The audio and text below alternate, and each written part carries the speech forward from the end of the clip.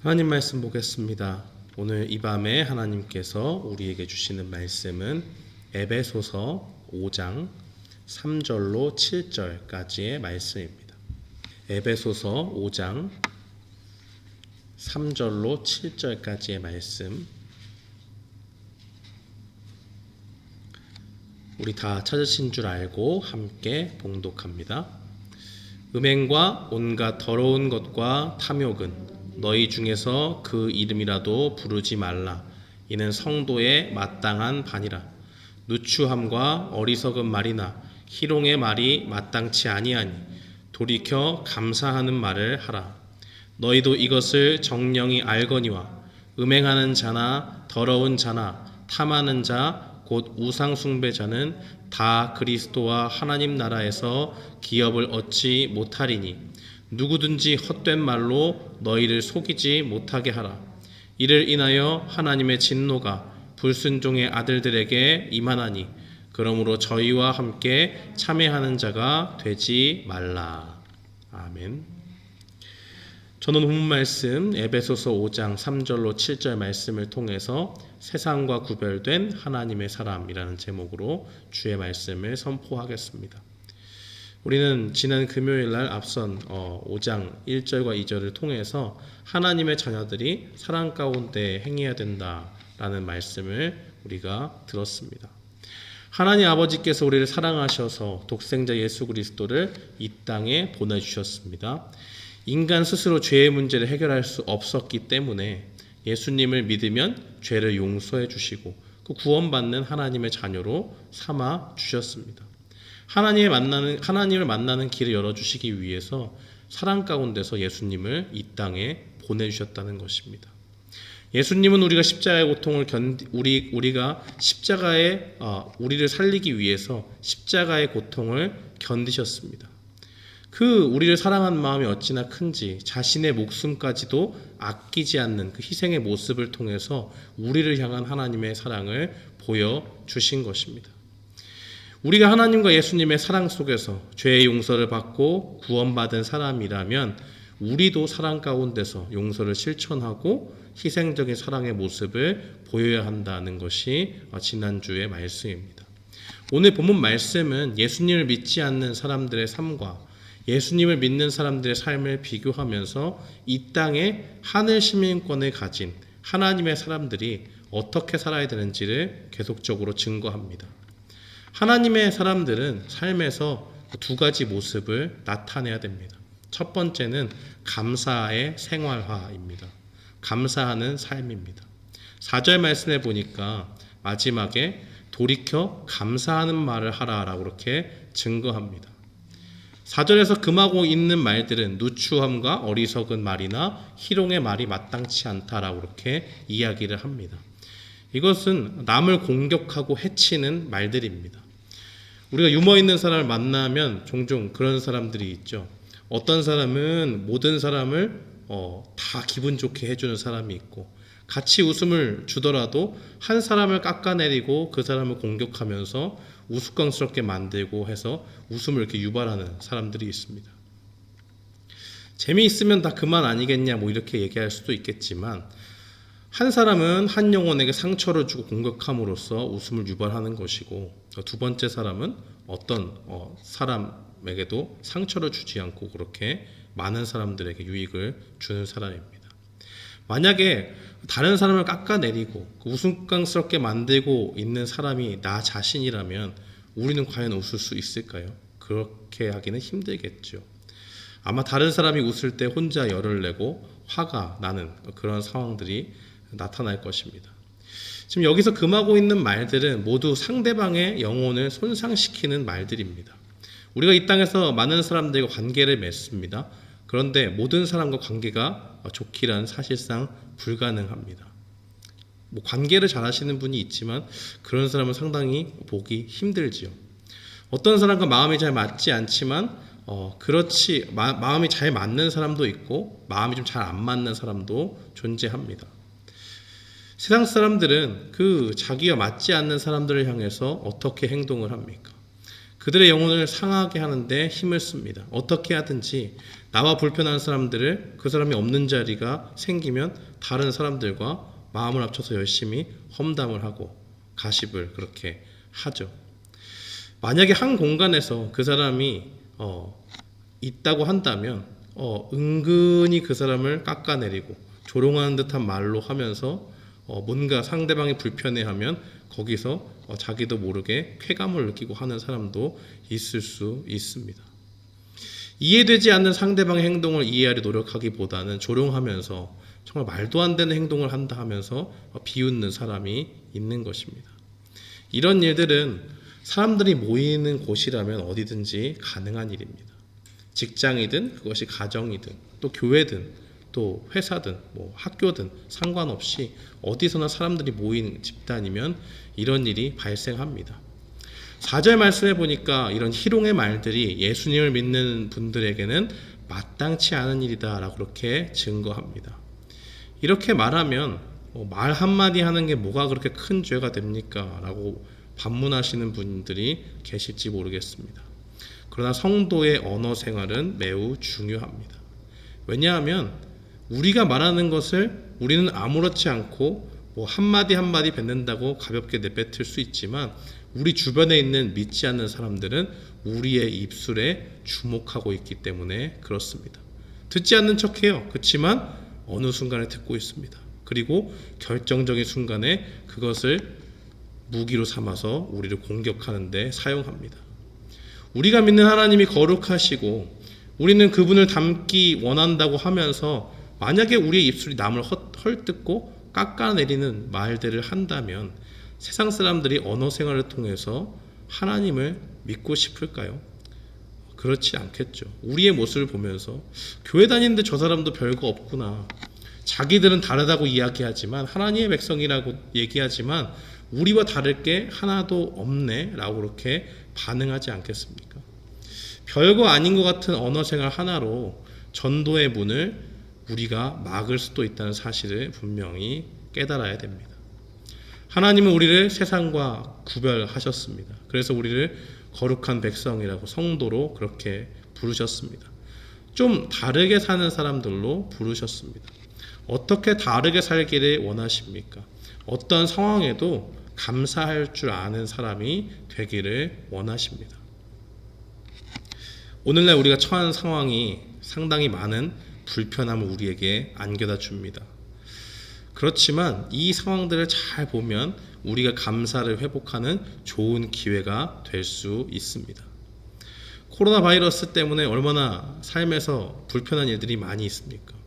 아무렇지 않게 길에 가던 곳도 마스크를 쓰고 들어가야 되고 마트도 마스크 없이는 못 들어가잖아요.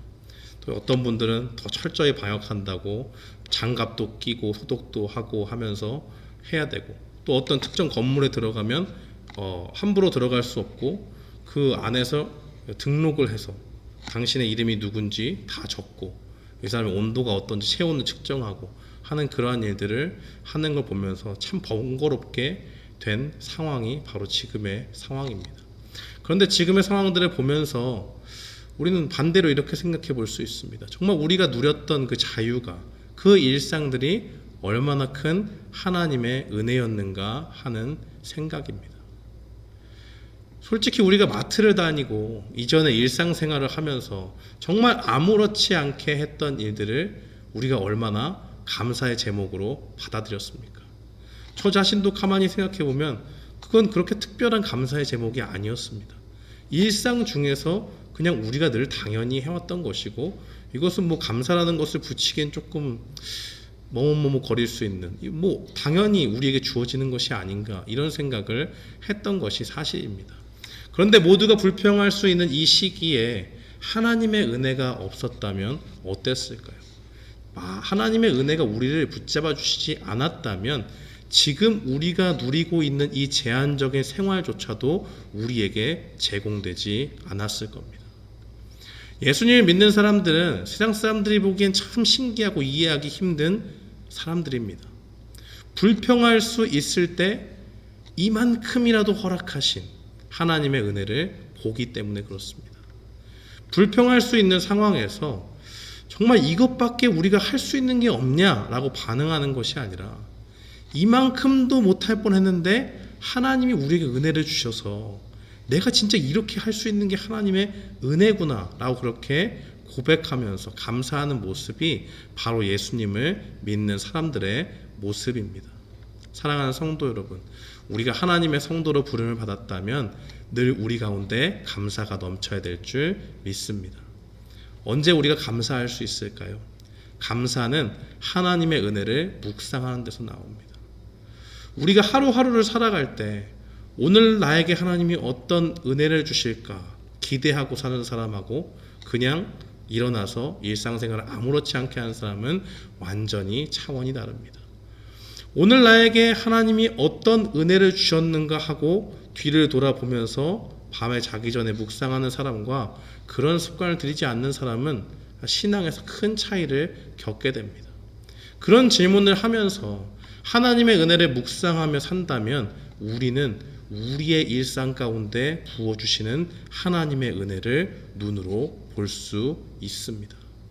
그리고 그 하나님의 일하심을 보고 야, 하나님이 오늘도 나에게 이런 은혜를 주셨구나.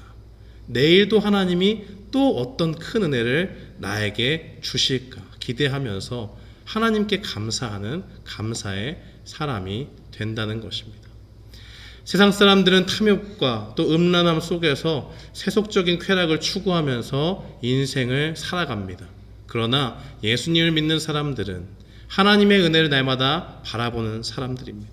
그 은혜를 바라보고 감사로 우리의 일생을 채워나가는 우리 모두가 되기를 주님의 이름으로 축원합니다. 아멘. 또한 하나님의 사람들은 항상 감사하는 생활뿐만이 아니라 우리 속에 있는 죄와 싸우며 살아가는 모습이 반드시 드러나야 됩니다. 죄와 싸우는 삶이 세상과 구별된 하나님의 사람들의 삶에서 나타나야 되는 두 번째 모습입니다. 오늘 본문 5절과 6절 말씀에 보면 이렇게 증거합니다. 너희도 이것을 정령이 알거니와 음행하는 자나 더러운 자나 탐하는 자 곧 우상 숭배자는 다 그리스도와 하나님의 나라의 하나님 나라에서 기업을 얻지 못하리니 누구든지 헛된 말로 너희를 속이지 못하게 하라고 그렇게 증거합니다. 에베소라는 도시에는 세계에서 가장 큰 아데미 여신의 신전이 있습니다. 다른 곳에서도 이 아데미라고 하는 신을 섬겼지만은 다른 데는 이곳과 비교할 수 없을 만큼 작습니다. 아데미 여신은 풍요를 상징하는 신인데요. 제사를 드릴 때 거기에 음주 행위가 있었고 이 성을 사고 파는 그 매음 행위가 함께 이루어졌습니다. 사도행전 19장 24절에 보면 데메드리오라는 사람이 이 아데미 여신의 신전을 은으로 조그맣게 만들어서 팔고 돈을 받음으로써 굉장히 이 지역에서 많은 이득을 취했던 것을 볼 수가 있습니다. 그만큼 이들에게는 이 이방 여신인 아데미라고 하는 우상이 굉장히 큰 존재고 밀접한 관계였다는 것을 볼 수 있습니다. 한마디로 에베소는 우상의 소굴이었습니다. 아데미 여신을 제사하면서 탐욕과 음행으로 삶을 살았던, 그리고 그것이 그냥 그들의 일상이었던 사람들이 바로 에베소에 살던 사람들입니다. 그런데 이 우상에 물든 도시에 하나님의 자녀로 하나님의 백성으로 살아야 하는 성도들이 있었습니다. 성도들은 타락한 사람들의 삶이 하나님 나라에 들어가는 걸림돌이 된다는 것을 이미 잘 알고 있었습니다. 그래서 하나님의 진노는 6절 말씀대로 정말 그 하나님을 알지 못하는 가운데서 무지함 가운데서 죄를 행하는 불순종의 아들들에게 내려져야 하는 것입니다. 그러나 문제는 이러한 모든 것을 알고 있지만 성도들 주변에 그들을 속이는 사람들이 있었다라고 하는 것입니다. 성도들이 하나님의 말씀을 붙잡고 살아가려고 하는데 성도들을 붙잡고 속이는 사람들이 있었다는 것입니다. 6절 말씀해 보니까 누구든지 헛된 말로 너희를 속이지 못하게 하라라고 그렇게 증거합니다. 성도들을 속이는 자가 거짓 교사이건 아니면 하나님을 믿지 않는 사람이건 상관이 없습니다. 하나님의 말씀을 왜곡하거나 변질시키거나 믿음을 퇴보하게 만드는 사람이 있다면 그들의 말에 무슨 일이 있어도 속아 넘어가지 말라라고 하는 것이 바울의 가르침입니다. 사탄은 언제나 성도들의 바른 믿음을 변질시키려고 합니다. 하나님의 말씀을 왜곡해서 아담과 하와가 선악과를 먹도록 속인 것처럼 항상 교묘한 방법으로 우리의 약한 점을 공략하려고 합니다. 때로는 우리 주변에 거짓 교사를 보내서 영적인 것이 더 중요한 것이 우리의 몸을 어떻게 하고 사는 행실은 전혀 중요하지 않다라고 이야기하면서 그저 육신을 아무렇게나 방탕함 가운데 살도록 그렇게 가르치는 거짓 교사들을 보낼 수도 있는 것이고, 그 가운데서 우리가 속게 되면 세상 사람들처럼 타락한 생활을 그렇게 할 수밖에 없게 되는 것입니다. 그러나 그때마다 우리는 하나님의 말씀을 붙잡고 죄와 싸우는 하나님의 백성이 되어야 합니다. 오늘 본문의 말씀과 비슷한 말씀이 골로새서 3장 5절에 나와 있습니다. 그러므로 땅에 있는 지체를 죽이라. 곧 음란과 부정과 사욕과 악한 정욕과 탐심이니 탐심은 우상 숭배니라라고 그렇게 증거합니다. 이 골로새서 3장 5절이 처음에 시작하는 그러므로라는 그 말은 어떤 말을 받냐면 바로 예수님 안에서 우리가 함께 죽고 산 것을 의미합니다. 그것을 전제로 지금 이 내용을 이야기하고 있습니다. 우리를 지배하던 그 죄의 모습들, 죄에 지배당하던 그런 모습들은 우리에게 말하면 옛사람입니다. 이미 지나간 겁니다. 예수님이 십자가에 못 박혀 돌아가실 때 그 죄된 그 죄의 지배를 받아 살던 옛 모습은 다 못 박혀 죽었습니다. 우리가 예수님을 믿고 난 후에 예수님 안에서 우리는 의롭게 살아가는 새 사람으로 다시 태어나게 되었습니다. 그러므로 우리는 죄의 지배를 받아 살던 옛날의 모습들은 버려야 하고 거룩하신 하나님 안에서 새 생명을 얻어서 하나님을 닮아가는 그러한 모습으로 이 땅을 살아가야 하는 것입니다. 골로새서 3장에 나와 있는 이 땅에 있는 지체를 죽이라 라고 하는 말은 우리 안에 있는 죄성을 죽이라고 하는 말입니다. 이미 우리는 예수님을 믿어서 죄의 지배를 받지 않지만 우리 안에는 여전히 죄의 그 악한 습관을 버리지 못하는 연약함이 존재합니다. 이 연약함 속에서 우리는 어떻게 예전의 악한 습관과 싸울 수 있습니까? 그것을 어떻게 버릴 수가 있을까요? 로마서 8장 13절은 우리에게 이렇게 증거합니다. 현대인의 성경으로 읽어드리면 만일 여러분이 육신을 따라 살면 죽을 것이지만 성령님을 통해 육적인 악한 행위를 죽이면 살 것입니다 라고 그렇게 증거합니다. 우리가 성령님을 의지하면서 죄와 싸우는 이 전투를 그치지 말고 계속 힘써 나가야 한다는 것을 증거합니다. 우리가 이 땅을 살아가는 동안에 성령님을 의지해서 죄악된 모습을 버리는 연습이 반드시 필요합니다.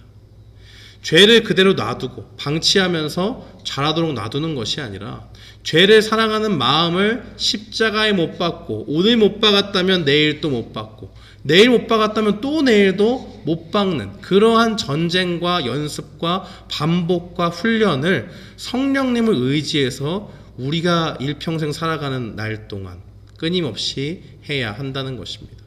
이 죄와 싸우지 않고 죄를 방치할 때 우리는 사탄의 속임수에 넘어갈 수밖에 없습니다. 세상 사람들처럼 성적인 방탕함에 이끌려 살아가기도 하고 물질을 우상처럼 숭배하면서 탐심에 이끌려서 하나님을 사랑하기보다 물질과 세상의 욕심에 휩쓸려 살아가는 사람이 되기도 합니다.